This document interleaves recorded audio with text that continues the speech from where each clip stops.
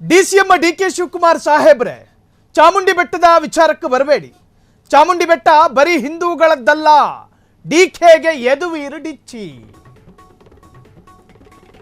DCM ಸಾಹೇಬ್ರೆ, ಚಾಮುಂಡಿ ಬೆಟ್ಟದ ವಿಚಾರಕ್ಕೆ ಬರೋದಕ್ಕೆ ಹೋಗಬೇಡಿ. ಚಾಮುಂಡಿ ಬೆಟ್ಟ ಬರೀ ಹಿಂದೂಗಳದ್ದಲ್ಲ, ಡಿಕೆಗೆ ಯದುವೀರ್ ಡಿಚ್ಚಿ. ಚಾಮುಂಡಿ ಬೆಟ್ಟ ಹಿಂದೂಗಳ ಆಸ್ತಿ ಎಂಬುದರಲ್ಲಿ ಎರಡು ಮಾತಿಲ್ಲ. ಡಿಕೆಶಿ ಹೇಳಿಕೆ ಹಾಸ್ಯಾಸ್ಪದವಾಗಿದೆ, ಆಘಾತಕಾರಿಯಾಗಿದೆ. ಗೌರಿ ಗಣೇಶ ಹಬ್ಬದ ಸಂದರ್ಭದಲ್ಲಿ ಡಿಕೆಶಿ ಹೇಳಿಕೆ ಶಾಕ್ ತಂದಿದೆ. ಮಾರ್ಕಂಡೇಯರು ತಪಸ್ಸು ಮಾಡಿರುವ ಇತಿಹಾಸ ಇರುವ ಸ್ಥಳ ಇದು. ಡಿಕೆ ಶಿವಕುಮಾರ್ ಹೇಳಿಕೆ ಹಿಂದೂ ಭಾವನೆಗಳಿಗೆ ಧಕ್ಕೆ ತಂದಿದೆ. ಇನ್ನು ನೀವು ಹೇಳಿದ್ದೋ ಬೇಜವಾಬ್ದಾರಿತನದ ಹೇಳಿಕೆಗಳನ್ನು ಡಿಕೆ ಶಿವಕುಮಾರ್ ಕೊಡಬಾರದು. ಹಾಗಾದ್ರೆ ನಿಮ್ದು ಡಿಸಿಎಂ ಡಿಕೆ ವಿರುದ್ಧ ಸಿಡಿದ ಮೈಸೂರು ಸಂಸದ ಯದುವೀರು. ಸಂಸದನಾಗಿ ಈ ಹೇಳಿಕೆಯನ್ನು ನಾವು ಸ್ವಾಗತಿಸ್ತೀವಿ. ಕಾರಣ ಬಿಜೆಪಿಯ ಸಂಸದ ಅವರು. ಬಿಜೆಪಿಗೆ ತೃಪ್ತಿ ಕೊಡೋ ತರಹದ ಸ್ಟೇಟ್ಮೆಂಟ್ಗಳನ್ನು ಕೊಡಬೇಕಾದ ಜವಾಬ್ದಾರಿ ಸಂಸದರಿಗೆ ಇರುತ್ತೆ ಅನ್ನೋ ಪರಿಜ್ಞಾನ ನಿರೂಪಕನಾಗಿ ನನಗಿದೆ. ಆದರೆ ಮೈಸೂರು ಸಂಸ್ಥಾನದ ಆ ಒಂದು ಕುಟುಂಬದ ಕುಡಿಯಾಗಿ ಹಿಂಗೆ ಮಾತನಾಡಬಾರ್ದಾಗಿತ್ತೇನೋ ಯದುವೀರು. ಅದೇ ಮೈಸೂರು ಸಂಸ್ಥಾನದ ನಿಜಾಮರಾಗಿದ್ದವರು ಯಾರು, ದಿವಾನರಾಗಿದ್ದವರು ಯಾರು? ಮಿರ್ಜಾ ಇಸ್ಮಾಯಿಲ್. ಆ ಒಡೆಯರ ಕುಟುಂಬದ ಕುಡಿಯಾಗಿ ಈ ಮಾತನ್ನ ಹೇಳಬಹುದಾ ಅಂತ ಹೇಳಿ ಯದುವೀರ್ ಒಂದ್ಸತಿ ಯೋಚನೆ ಮಾಡಿದ್ದಿದ್ರೆ ಚೆನ್ನಾಗಿರ್ತಾ ಇತ್ತು. ನಾಡ ಹಬ್ಬ ದಸರಾವನ್ನು ಯಾಕೆ ಆಚರಿಸ್ತೀವಿ? ನಾಡ ಹಬ್ಬ ಅಂದ್ರೆ ಏನು? ಕರುನಾಡು ಒಂದು ನಾಡು, ನಮ್ಮ ನಾಡು. ಈ ಕರುನಾಡಲ್ಲಿ ಎಷ್ಟು ಕನ್ನಡಿಗರಿದಾರೋ ಆ ಕನ್ನಡಿಗರಿಗೆಲ್ಲರಿಗೂ ಕೂಡ ಆ ದಸರಾ ಎನ್ನುವಂತಹದ್ದು ನಾಡ ಹಬ್ಬ. ಅದರಲ್ಲಿ ಯಾವ ಸಂದೇಹವೂ ಬೇಡ. ಆ ಕನ್ನಡಿಗರ ಪೈಕಿ ತೆಲುಗಿಗರಿರಬಹುದು, ತಮಿಳಿಗರಿರಬಹುದು, ಮರಾಠಿಗರಿರಬಹುದು, ಅರ್ಥಾತ್ ಮದರ್ ಟಂಗ್ ಮರಾಠಿ ಇರುವವರು, ಉರ್ದು ಭಾಷಿಕರಿರಬಹುದು, ಮಲಯಾಳಿಗಳಿರ್ಬಹುದು. ಸೊ ಕರುನಾಡಲ್ಲಿರ್ತಕ್ಕಂತಹ ಪ್ರತಿಯೊಬ್ಬ ಕನ್ನಡಿಗನಿಗೂ ಕೂಡ ಅದು ನಾಡ ಹಬ್ಬ ದಸರಾ.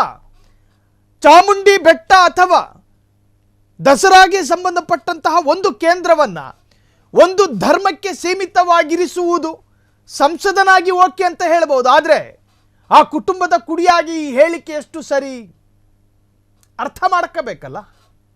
ಈಗ ಮೈಸೂರು ರಾಜರ ಕುಟುಂಬದ ಉತ್ತರಾಧಿಕಾರಿ ಯಾರು ಅಂತ ಕೇಳಿದ್ರೆ ಯದುವೀರು ಅಲ್ವಾ? ಯದುವೀರು ಆ ಪರಂಪರೆಯ ಕಟ್ಟಕಡೆಯ ಕುಡಿ. ಆ ಕುಡಿಯ ಬಾಯಲ್ಲಿ ದಸರಾಗೆ ಸಂಬಂಧಪಟ್ಟ ಹಾಗೆ ಚಾಮುಂಡಿ ಬೆಟ್ಟ ಒಂದು ಧರ್ಮಕ್ಕೆ ಸೀಮಿತ, ಒಂದು ಜಾತಿಗೆ ಸೀಮಿತ, ಈ ಹೇಳಿಕೆ ನಿಜಕ್ಕೂ ತೂಕ ಇರತಕ್ಕಂಥ ಹೇಳಿಕೆನಾ? ಹಾಗಾದ್ರೆ ನಿನ್ನೆ ಡಿ ಸಿ ಎಂ ಆ ಹೇಳಿಕೆ ಕೊಟ್ಟರು, ಅದಾದ ನಂತರ ಟ್ರಿಗರ್ ಆದರೂ ಅದೇನೇ ಇರಲಿ, ಆದರೆ ಡಿ ಸಿ ಎಂ ಏನು ಮಾತನಾಡಿದ್ರು ಒಂದ್ಸತಿ ಕೇಳಿಸ್ಕೊಳ್ಳಿ. ನೋಡಪ್ಪ, ಚಾಮುಂಡಿ ಬೆಟ್ಟ, ಚಾಮುಂಡಿ ದೇವರು ಎಲ್ಲ ಧರ್ಮದವ್ರಿಗೂ ಇದೆ, ಹಿಂದೂಗಳ ಆಸ್ತಿ ಏನಲ್ಲ. ಎಲ್ಲ ಸಮಾಜದವರು ಚಾಮುಂಡಿ ಬೆಟ್ಟಕ್ಕೆ ಹೋಗ್ತಾರೆ, ದೇವರಿಗೆ ಪ್ರಾರ್ಥನೆ ಮಾಡ್ತಾರೆ, ಅವ್ರ ನಂಬಿಕೆ. ನಾವು ಇದಕ್ಕೆ ಹೋಗ್ತೀವಪ್ಪ, ಮಸೀದಿಗಳಿಗೆ ಹೋಗ್ತೀವಿ, ಚರ್ಚ್ಗಳಿಗೆ ಹೋಗ್ತೀವಿ, ನಮ್ಮ ಬಸ್ಸಿಗಳಿಗೆ ಹೋಗ್ತೀವಿ, ಜೈನ್ ಟೆಂಪಲ್ಗೆ ಹೋಗ್ತೀವಿ, ಗುರುದ್ವಾರಾಗೆ ಹೋಗ್ತೀವಿ. ಏನು ಗುರುದ್ವಾರಕ್ಕೆ ನಮ್ಮ ಹೋಗೋದೇನೋ ತಪ್ಪಿಸ್ಬೇಕಾಗ್ತದೆ? ಯಾರು ನಿಲ್ಲಿಸಿದಾರ? ಹಿಂದೂ ಟೆಂಪಲ್ಗೆ ಅವ್ರು ಬರೋದಕ್ಕೆ ಏನಾದ್ರು ನಾವು ತಪ್ಪಿಸಿದೀವ? ಏನಿಲ್ವಲ್ಲ. ಯಾರು ಬೇಕಾದ್ರೂ ಹೋಗ್ಬೋದು, ಯಾರು ಮಾರಬಾರ್ದು. ಈಗ ಎಷ್ಟೋ ಜನ ಹಿಂದೂಗಳು ಮುಸ್ಲಿಂ ಆಗಿ ಕನ್ವರ್ಟ್ ಆಗಿಲ್ವಾ? ಅವ್ರ ರೀಜನ್ಗಳು ತೆಗೆದುಕೊಂಡಿಲ್ವಾ? ಕ್ರಿಶ್ಚಿಯನ್ನಿಟಿ ತೆಗೆದುಕೊಂಡಿಲ್ವಾ? ಕೆಲವರು ಹಿಂದೂಗಳ ರಿಲಿಜನ್ನ ಇವರು ಮುಸ್ಲಿಮ್ಸ್ ಅವರು ಪ್ರಾಕ್ಟೀಸ್ ಮಾಡ್ತಾ ಇಲ್ವಾ? ಬೇಕಾದಷ್ಟು ಉದಾಹರಣೆಗಳಿದೆ. This is all politics. ಯಾಕೆ ಹತ್ತಬಾರ್ದು, ಯಾಕೆ ನಿಲ್ಲಿಸಲ್ಲ?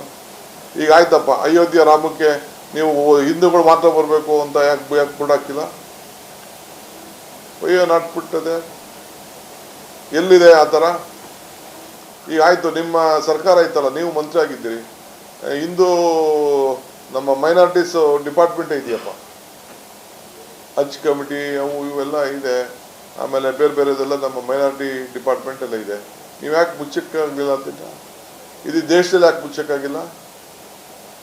It is a secular country. ಸಂವಿಧಾನ, ಎಲ್ಲರಿಗೂ ಕೂಡ ರಕ್ಷಣೆ ಇದೆ, ಎಲ್ಲರಿಗೂ ಕೂಡ ಸ್ವಾಗತ ಇದೆ. ಎಲ್ಲರೂ ಕೂಡ ಅವ್ರ ನಂಬಿಕೆ ಮೇಲೆ ವಿಶ್ವಾಸ ಇದೆ. ಈಗ ಮುಸ್ಲಿಂ ಹೆಣ್ಮಗಳು ಇರ್ತಾಳೆ, ಹಿಂದೂ ಹುಡುಗ ಇರ್ತಾನೆ, ಅವ್ರ ಮಗ ಏನು ಬೇಕಾದ್ರೂ ಆಚರಣೆ ಮಾಡ್ಕೋತಾರೆ. ಕ್ರಿಶ್ಚಿಯಾನಿಟಿ ಮದುವೆ ಆಗಿರ್ತಾರೆ, ಗಂಡ ಕ್ರಿಶ್ಚಿಯನ್ ಇರ್ತಾರೆ, ಹೆಂಡತಿ ಹಿಂದೂ ಇರ್ತಾರೆ. ಆಗ ಮಗು ಹುಟ್ಟಿದವರು ನನಗೆ ಹಿಂದೂಯಿಸಮ್ ಬೇಕು ಅಂತ ಹೇಳ್ತಾರಪ್ಪ. ಯಾರು ನಿಲ್ಸಕ್ಕಾಗ್ತದೆ?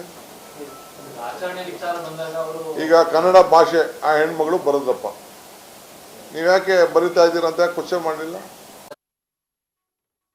ಡಿ ಕೆ ಶಿವಕುಮಾರ್ ಈ ಒಂದು ವಿಚಾರಕ್ಕೆ ಅವರು ಬಂಡೆ ಅಂತ ಕರೆಸ್ಕೊಳ್ಳೋದು ಅಂದರೆ ಎಂತಹದ್ದೇ ಸವಾಲುಗಳು ಬರಲಿ, ನನ್ನ ಸ್ಟೇಟ್ಮೆಂಟ್ನಲ್ಲಿ ನಾನು ಬದ್ಧ ಅನ್ನೋ ತರಹದ ಕೆಲ ಸ್ಟೇಟ್ಮೆಂಟ್ಗಳಿದಾವೆ ನೋಡಿ. ಇದೊಂದು ಸೆಕ್ಯುಲರ್ ರಾಷ್ಟ್ರ, ಜಾತ್ಯತೀತ ರಾಷ್ಟ್ರ. ಇದು ಮುಸ್ಲಿಂ ರಾಷ್ಟ್ರವೂ ಅಲ್ಲ, ಹಿಂದೂ ರಾಷ್ಟ್ರವೂ ಅಲ್ಲ. ಇದೊಂದು ಸೆಕ್ಯುಲರ್ ರಾಷ್ಟ್ರ.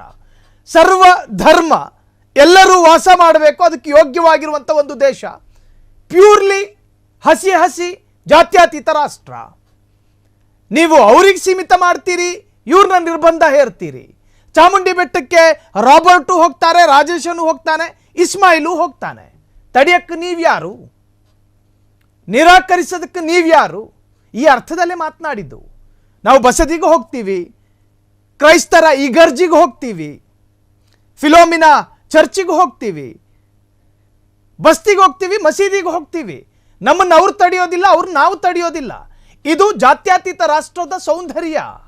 ಯದುವೀರ್ ಅವರಿಗೆ ರಾಜಕಾರಣ ಮಾಡೋದಕ್ಕೆ ಬೇರೆ ಬೇರೆ ಸಬ್ಜೆಕ್ಟ್ಗಳಿದ್ದಾವೆ, ಅದನ್ನ ಪಿಕ್ ಮಾಡ್ಕೋಬಹುದಾಗಿತ್ತು. ಆದರೆ ತನ್ನದೇ ಏನು ಹೇಳ್ತಾರೆ, ತನ್ನದೇ ಸಾಮ್ರಾಜ್ಯದ ಅಥವಾ ತನ್ನ ಏನು ದಸರಾ ಹಬ್ಬ, ನಾಡ ಹಬ್ಬ ಅನ್ನುವಂತಹ ಪೂರ್ಣವಾದ ಪ್ರಜ್ಞೆ ಇರ್ತಕ್ಕಂತಹ ಕನ್ನಡಿಗರ ಮಧ್ಯೆ ಈ ತರಹದ್ದೊಂದು ಜಾತಿ ಭೇದ ಮಾಡೋದೆಷ್ಟು ಸರಿ? ಚಾಮುಂಡಿ ಬೆಟ್ಟವನ್ನು ಒಂದು ವರ್ಗಕ್ಕೆ ಮಾತ್ರ ಸೀಮಿತ ಯಾಕೆ ಮಾಡ್ತಾರೆ? ನಮ್ಮನ್ನು ಅವ್ರು ತಡೆಯೋದಿಲ್ಲ, ಅವ್ರನ್ನ ನಾವು ತಡೆಯೋದಿಲ್ಲ. ಹಾಗಾದರೆ ಯದುವೀರ್ ಅವರು ಅದಕ್ಕೆ ಕೌಂಟರ್ ಕೊಟ್ಟಂಥ ಅವರ ಅಧಿಕೃತವಾದಂತಹ ಖಾತೆಯ ಟೆಕ್ಸ್ಟ್ಗಳನ್ನು ನೀವು ಗಮನಿಸ್ತಾ ಇದ್ದೀರಿ. ಯದುವೀರ್ ಅವರು ಟ್ರಿಗರ್ ಆಗಿ ಹಿಂಗೆ ಹೇಳಿಕೆ ಕೊಟ್ಟರು ಅಥವಾ ರಾಜಕಾರಣದ ಒತ್ತಡಕ್ಕೆ ಮಣಿದು ಹೇಳಿಕೆ ಕೊಟ್ಟರು, ರಾಜಕೀಯವಾದ ಕುತೂಹಲವನ್ನು ಮೂಡಿಸಿದೆ. ಕ್ಷಣ ಕ್ಷಣದ ಸುದ್ದಿಗಳಿಗಾಗಿ ಫ್ರೀಡಂ ಟಿವಿ ಸಬ್ಸ್ಕ್ರೈಬ್ ಮಾಡಿ, ಲೈಕ್ ಮಾಡಿ ಹಾಗೂ ಫಾಲೋ ಮಾಡಿ. ಹೊಸ ಸುದ್ದಿಗಳ ನೋಟಿಫಿಕೇಶನ್ಗಾಗಿ ಬೆಲ್ ಐಕಾನ್ ಮೇಲೆ ಕ್ಲಿಕ್ ಮಾಡಿ.